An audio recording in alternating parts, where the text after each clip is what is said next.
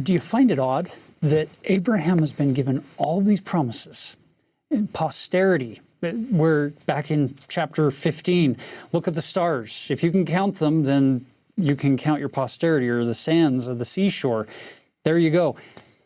And yet he's getting along in age, and Sarah's getting along in age, and those promises don't seem to be coming to pass for him directly right then, right there.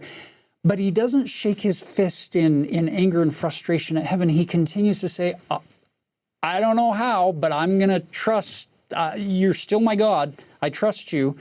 And the book of Hebrews, chapter 11, the writer of the Hebrews points that out, that Abraham and Sarah exercised this incredible faith in the face of such odds.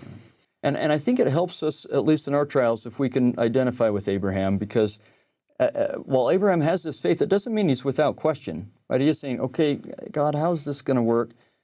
I've got this servant Eleazar, is that how this is working, right? And we do the same thing. Okay, I thought this meant this, but maybe it means this, and sometimes it does mean the other thing, and so on. I mean, we'll all go through those things where we're like, I don't understand how this is working out.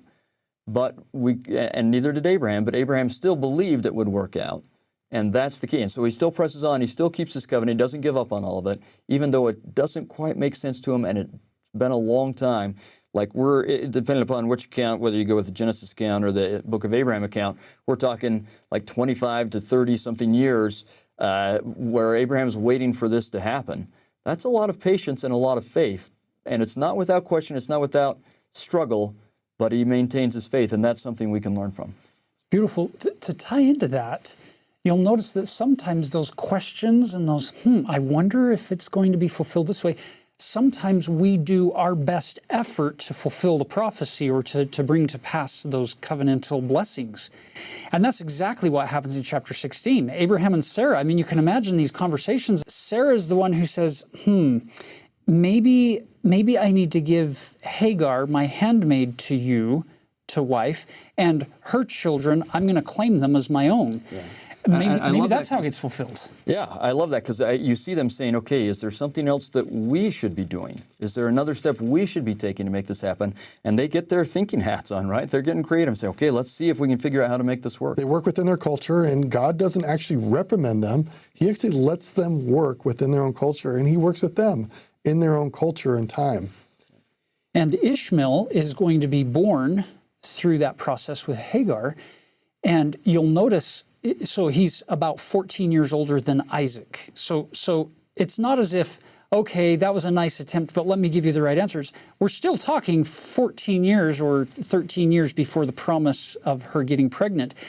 That is a long time to still be scratching your head saying, is this the right thing, or did we mess up? Yeah, how does this happen? How does this work? And in a beautiful way, you get Ishmael becoming the father of many nations, that to this day, many people look back to the story of Abraham, and they see Abraham and his faithfulness through the lenses of Ishmael's posterity that they are a part of.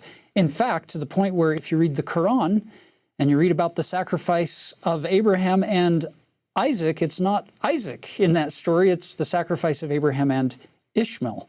And it's clear that Ishmael has a covenant with many, many blessings. Correct. And those blessings are going to be fulfilled.